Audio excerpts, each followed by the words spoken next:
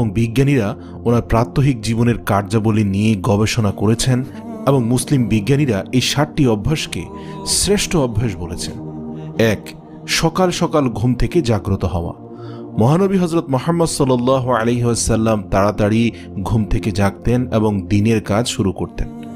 আজ বিজ্ঞান প্রমাণ করে যে সকাল সকাল ঘুম থেকে জাগ্রত হওয়া মানুষের মধ্যে প্রোডাক্টিভিটি বেশি থাকে এবং সেই সঙ্গে যারা দ্রুত ঘুম থেকে উঠে তাদের হতাশা কিংবা দুশ্চিন্তাগ্রস্ত হওয়ার সম্ভাবনাও কম থাকে। 2. স্বল্প আহার গ্রহণ।